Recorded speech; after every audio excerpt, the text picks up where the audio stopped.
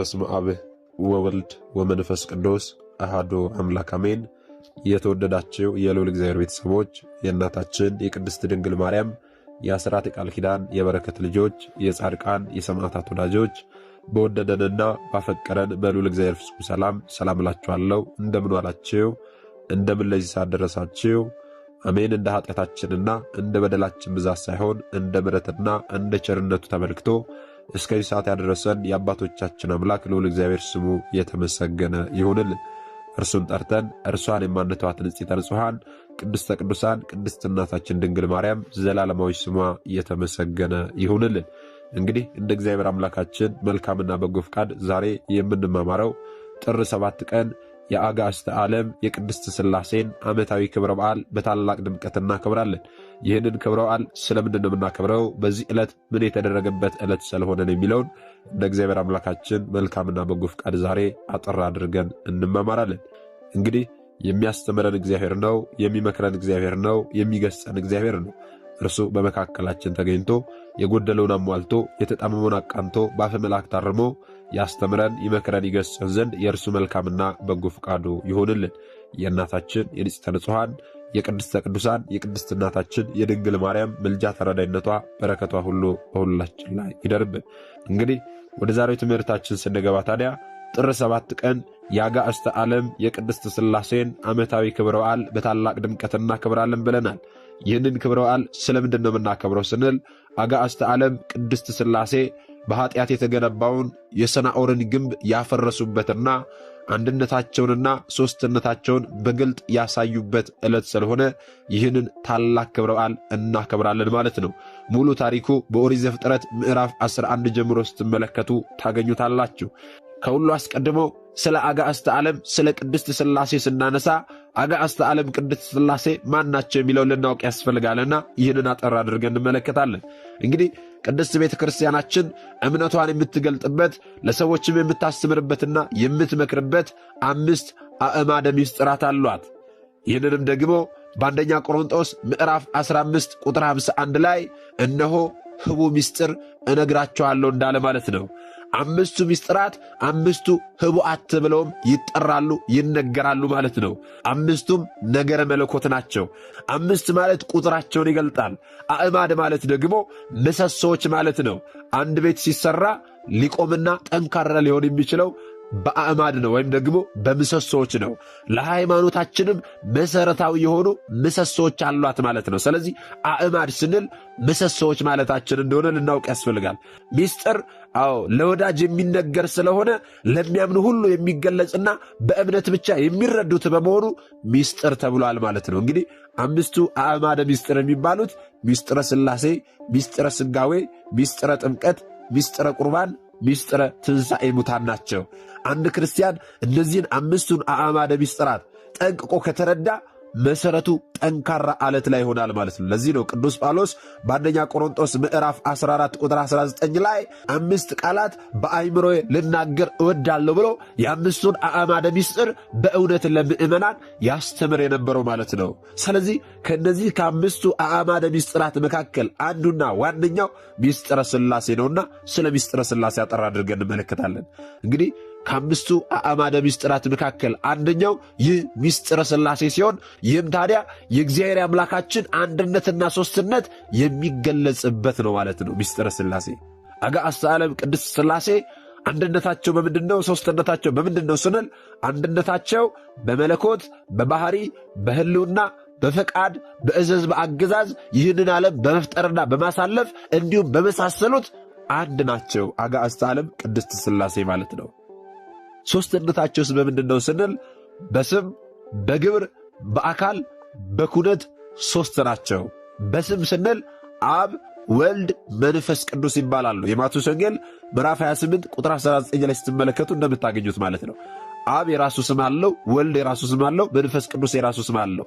አብ በወልድ ስም አይጠራም፣ ወልድ በመንፈስ ቅዱስ ስምና በአብ ስም አይጠራም፣ እንዲሁም ደግሞ መንፈስ ቅዱስም በአብና በወልድ ስም አይጠራም ማለት ነው። ስለዚህ የየራሳቸው የሆነ ስም ስላላቸው በስም 3 ናቸው እንላለን። አብ ወልድ መንፈስ ቅዱስ ብለን በግብር 3 ናቸው ስንል ደግሞ ምን ማለታችን ነው ስንል አብ ወላዲ አስራጺ፣ ወልድ ተወላዲ፣ መንፈስ ቅዱስ ደግሞ ሰራጺ ነው። ይህ ደግሞ ግብራቸው ነው። በዮሐንስ ወንጌል ምዕራፍ 1 ቁጥር 25 ላይ ማንበብ ትችላላችሁ። አብ ወላዲ አስራጺ ስንል ይህንን ግብር ለወልድ መስጠት አንችልም፣ ለመንፈስ ቅዱስ መስጠት አንችልም። ወልድን ወላዲ አስራጺ ማለት አንችልም። መንፈስ ቅዱስንም ደግሞ ወላዲ አስራጺ ልንል አንችልም። ስለዚህ በግብር ሦስት ናቸው ስንል አብ ወላዲ ነው፣ አስራጺ ነው። ይህ የአብ ግብር ነው። ወልድ ተወላዲ ነው። መወለድ ወይም ደግሞ ተወላዲ መሆን የወልድ ግብር ነው። መንፈስ ቅዱስ ሰራጺ ነው። መስረጽ የመንፈስ ቅዱስ ግብር ነው ማለት ነው። ልብ በሉ። ስለዚህ በስም ብለናል፣ በግብር ብለናል። ሦስተኛው በአካል ሦስት ናቸው። ይህ ማለት ለአብ ፍጹም አካል፣ ፍጹም ገጽ፣ ፍጹም መልክ አለው። ለወልድም ፍጹም አካል፣ ፍጹም ገጽ፣ ፍጹም መልክ አለው። ለመንፈስ ቅዱስም ፍጹም አካል፣ ፍጹም ገጽ፣ ፍጹም መልክ አለው ማለት ነው። ስለዚህ በአካል ሦስት ናቸው። አራተኛው ደግሞ በኩነት ሦስት ናቸው ብለናል። በኩነት ሦስትነታቸው እንዴት ነው ካልን አብ ልብ ነው፣ ወልድ ቃል ነው፣ መንፈስ ቅዱስ እስትንፋስ ነው። ስለዚህ አብን ልብ ነው እንዳልን አብን ቃል ነው ልንል አንችልም። ወልድን ቃል ነው እንዳልን አብን ቃል ነው ልንል አንችልም። መንፈስ ቅዱስን እስትንፋስ ነው እንዳልን አብን እስትንፋስ ነው ልንል አንችልም። ስለዚህ በኩነት ሦስት ናቸው። አብ ልብ ነው፣ ወልድ ቃል ነው፣ መንፈስ ቅዱስ እስትንፋስ ነው ማለት ነው። ልብ በሉ። ስለዚህ እግዚአብሔር በስም በአካል በግብር በኩነት ሦስት ነው ብንልም በመለኮት በሕልውና በባሕሪ በእዘዝ በአገዛዝ በመሳሰሉት አንድ ስለሆነ አንድ አምላክ ተብሎ ይታመናል ይጠራል እንጂ ሦስት አማልክት አይባልም ማለት ነው። ከዚህ የተነሳ ሥላሴ ሦስት ሲሆኑ አንድ ሲሆኑ ሦስት በመሆናቸው ይህ ሚስጥር ተባለ። ለሚያምን ብቻ የሚገለጽ ሚስጥር ማለት ነው። ለምሳሌ አዳም አንድ ነው፣ ሦስት ሊሆን ግን አይችልም። አብርሃም፣ ይስሐቅ፣ ያዕቆብ ሦስት ናቸው፣ አንድ ሊሆኑ ግን አይችሉም። ስለዚህ ቅድስት ሥላሴ ስንል ቅድስት ማለት ልዩ ማለት ነው። ሥላሴ ስንል ደግሞ ሦስትነት ማለት ነው። ስለዚህ ቅድስት ሥላሴ ብለን ስንጠራ ልዩ የሆነች ሦስትነት ብለን እናምናለን ማለት ነው። ስለዚህ አጋዕዝተ ዓለም ቅድስት ሥላሴ ስንት ናቸው ስንል አንድም ሦስትም ናቸው። ነገር ግን ሦስት አማልክት ብለን አንጠራም። ይህንን ልናውቅ ያስፈልጋል። እንግዲህ ይህንን ደግሞ መጽሐፍ ቅዱስ እንዴት ይገልጠዋል? አንድነታቸው የቱ ጋር የተጠቀሰው፣ ሦስትነታቸውስ የቱ ጋር የተጠቀሰው የሚለውን ደግሞ ስናነሳ በዚህ በኦሪት ዘፍጥረት ምዕራፍ 1 ቁጥር 1 ላይ እንዲህ የሚል ቃል እናገኛለን። በመጀመሪያ እግዚአብሔር ሰማይና ምድርን ፈጠረ ይላል። ይህ የሚያሳየን ምንድን ነው? አንድነቱን ነው። ልብ በሉ። ኑ ሰውን እንደ መልካችን እንደ ምሳሌያችን እንፍጠር ሲል ደግሞ ሦስትነቱን ያሳያል ማለት ነው። እንግዲህ አንድነትና ሦስትነት በዚህ በኦሪት ዘፍጥረት ምዕራፍ 1 ቁጥር 26 ላይ እንዲህ የሚል ቃል ተጽፎ እናገኛለን። እግዚአብሔርም አለ ሰውን በመልካችን እንደ ምሳሌያችን እንፍጠር አለ። ልብ በሉ። እዚህ የመጽሐፍ ቅዱስ ክፍል ላይ አንድነቱንም ሦስትነቱንም ተገልጾ ታገኛላችሁ። መጀመሪያ ምን ይላል? ኦሪት ዘፍጥረት ምዕራፍ 1 ቁጥር 26ን በደንብ አንብቡ። እግዚአብሔርም አለ ሲል አንድነቱን ያስረዳናል። ልብ በሉ። ሰውን በመልካችን እንደ ምሳሌያችን እንፍጠር ሲል ደግሞ ሦስትነቱን ያስረዳናል ማለት ነው። ስለዚህ በዚህ መጽሐፍ ቅዱስ ክፍል ላይ አንድነቱም ሦስትነቱም በግልጽ ተመዝግበውልን እናገኛለን። እንዲገባችሁ እንድትረዱ ደግሞ የሥላሴን አንድነትና ሦስትነት ቤተ ክርስቲያናችን መስላ በምታስተምረው ምሳሌ ስንማማር ቤተ ክርስቲያናችን ፀሐይን እንድንመለከት ታደርገናለች። ለምሳሌ ፀሐይን ስትመለከቱ ፀሐይ ቅርጽ አላት፣ ብርሃን አላት፣ ሙቀት አላት። አንድ የሆነችው ፀሐይ ቅርጽ ስላላት፣ ብርሃን ስላላት፣ ሙቀት ስላላት ሦስት ፀሐዮች አትባለም፣ አንድ ፀሐይ ነው እንጂ የምትባለው ማለት ነው። በክበቡ ወይም ደግሞ በቅርጹ አብ ይመሰላል፣ በብርሃኑ ወልድ ይመሰላል፣ በሙቀቱ ደግሞ መንፈስ ቅዱስ ይመሰላል። አብ፣ ወልድ፣ መንፈስ ቅዱስ ቢባሉም እርሱ ግን አንድ ፈጣሪ አንድ አምላክ ነው። በቅዳሴ ማርያም ላይ እንዲህ የሚል ድንቅ ቃል ተመዝግቦ እናገኛለን። አብ ፀሐይ ነው፣ ወልድ ፀሐይ ነው፣ መንፈስ ቅዱስም ፀሐይ ነው፣ ከሁሉ በላይ የሚሆን አንድ የእውነት ፀሐይ ይላል። ልብ በሉ። ሌላ አንድ ምሳሌ ደግሞ ጨምረን እንመልከት። ለምሳሌ ነፍስ ሦስትነት አላት። ለባዊነት፣ ነባቢነት፣ ሕያዊነት ማለት ነው። ይህ ማለት ነፍስ ለባዊት ናት ወይም ደግሞ ልብ አላት። ነባቢት ናት ወይም ደግሞ ቃል አላት። ሕያዊት ናት ወይም ደግሞ እስትንፋስ አላት። አሁን እንደምንመለከተው ልብ የምታደርግ የምትናገር ሕያው የሆነች ብለን ብንመለከትም ሦስት ነፍሳት ሳይሆን አንድ ነፍስ ብቻ ነች የምንለው። ሦስትነት ቢኖራትም ነፍስን ሦስት ነፍስ ናት አንልም። አንድ ነፍስ ናት የምንናገረው ማለት ነው። አንድ ነፍስ ነው የምንለው። ልብ የምታደርግ የምትናገር ሕያዊት የሆነች ነፍስ ማለት ነው። ይህችም አንድ ናት። ስለዚህ በለባዊነት አብ ይመሰላል፣ በነባቢነት ወልድ ይመሰላል፣ በሕያዊነት ደግሞ መንፈስ ቅዱስ ይመሰላል። ወይም ደግሞ አብ ልብ ነው፣ ወልድ ቃል ነው፣ መንፈስ ቅዱስ እስትንፋስ ነው። ልክ እንደ ነፍስ ሦስትነት ሲኖራት አንድ ነፍስ እንደምንል ሥላሴም ሦስት ሲሆኑ አንድ ናቸው፣ አንድ አምላክ ብለን እናምናለን ማለት ነው። አብ እግዚአብሔር ነው፣ ወልድ እግዚአብሔር ነው፣ መንፈስ ቅዱስም እግዚአብሔር ነው። እግዚአብሔር አብ ነው፣ እግዚአብሔር ወልድ ነው፣ እግዚአብሔር መንፈስ ቅዱስ ነው። እግዚአብሔር የሚለው ስም የጋራ ስማቸው ነው ማለት ነው። እንግዲህ ዛሬ ስለ ምስጢረ ሥላሴ ከብዙ በጥቂቱ ይህንን አጠር አድርገን ከተመለከትን ዛሬ ጥር 7 ቀን የአጋዕዝተ ዓለም የቅድስት ሥላሴን ዓመታዊ ክብረ በዓል በታላቅ ድምቀት እናከብራለን። ይህንን ክብረ በዓል ስለምንድን ነው የምናከብረው? በዚህ ዕለት ምን የተደረገበት ዕለት ስለሆነ ነው ስንል በዚህ ዕለት አጋዕዝተ ዓለም ቅድስት ሥላሴ ሕንፃ ሰናዖርን ያፈረሱበትና አንድነታቸውንና ሦስትነታቸውን የገለጡበት ዕለት ስለሆነ ነው ብለናል። ይህስ ደግሞ ታሪኩ እንደምንድን ነው የሚለውን ከብዙ በጥቂቱ አጠር አድርገን እንመለከታለን። እንግዲህ ታሪኩን ስንመለከት ሰናዖር ከሺዎች ዓመታት በፊት በአሁኗ ኢራቅ አካባቢ እንደነበረ የሚነገርላት ግዛት ናት። ሰናዖር የሚለው ስም ለሀገሪቱም ለንጉሡም በተመሳሳይ መልኩ ያገለግል ነበረ። የሀገሩ ንጉሥም ሰናዖር ይባላል፣ ሀገሪቷም ደግሞ ሰናዖር ትባል ነበረ። ታዲያ ከናምሩድ ክፋት በኋላ ሰናዖርና ወገኖቹ ከሰይጣን ጋር ተወዳጁ። ከጥፋት ውሃ በኋላ ወይም ደግሞ ከኖህ ዕረፍት በኋላ በስፍራው በአንድነት ይኖሩ ነበርና እርስ በርሳቸው እንዲህ ተባባሉ፣ ኑ ሳንበተን ስማችን የሚጠራበትን ሕንፃ እንሥራ፣ በዚያውም አሉ አባቶቻችንን በውሃ ያጠፋ እግዚአብሔርን እንውጋው ተባባሉ። ወገኖች ያስተውሉ። ይህንን ክፉ የሆነ ሐሳብ ወደ አእምሮአቸው መጥተው ተነጋግረው ተስማሙ። ይህ ምን አይነት አስተሳሰብ ነው ወገኖቼ?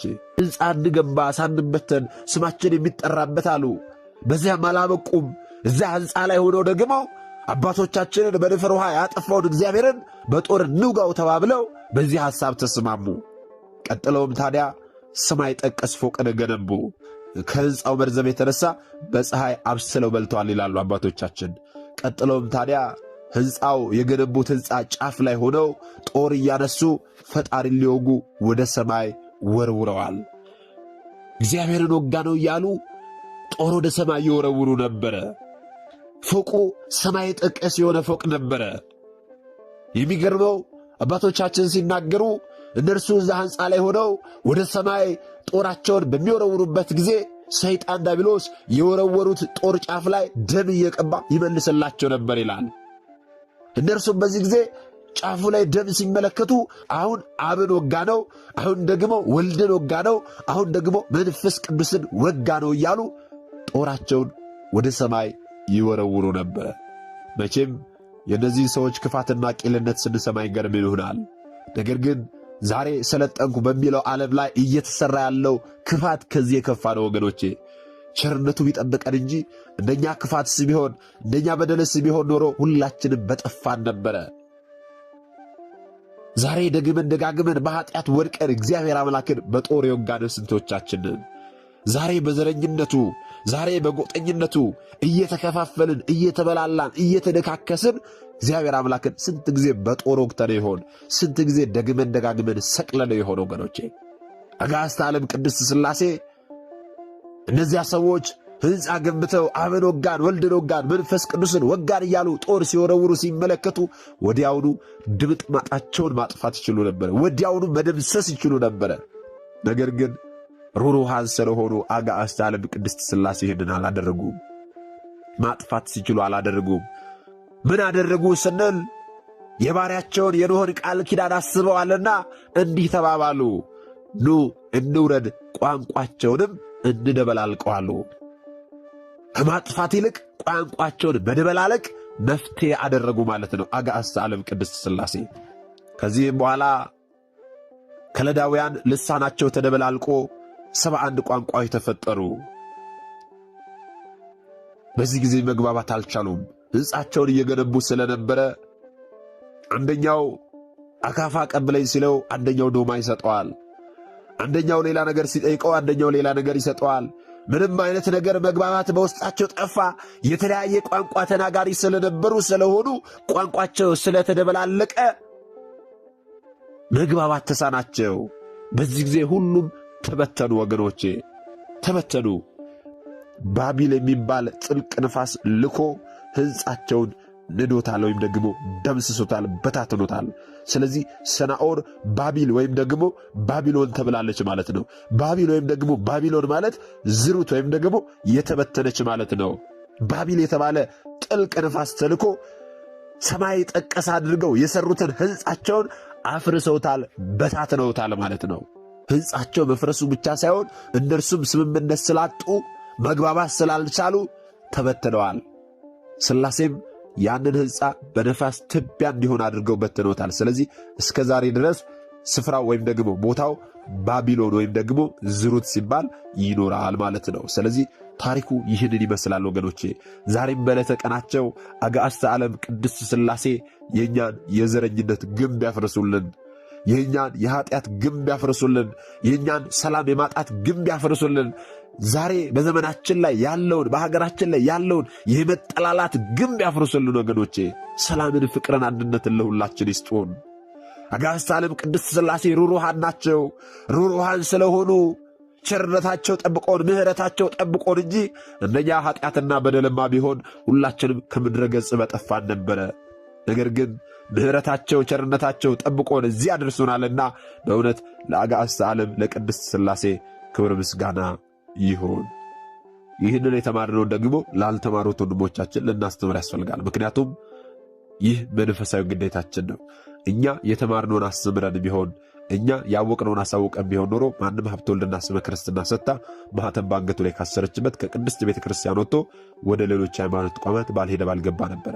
ነገር ግን እኛ የተማርነውን ስለማናስተምር ያወቅነውን ስለማናሳውቅ ብዙ እህቶቻችን ወንድሞቻችን እየሳቱ ነው ያሉትና የሳቱትንም ለመመለስ ያሉትንም ለማጽናት አሁን ላይ የተማርነውን ወደፊትም የምንማረውን የቤተ ክርስቲያናችንን አስተምሮ ልናስተምር ያስፈልጋል ማለት ነው።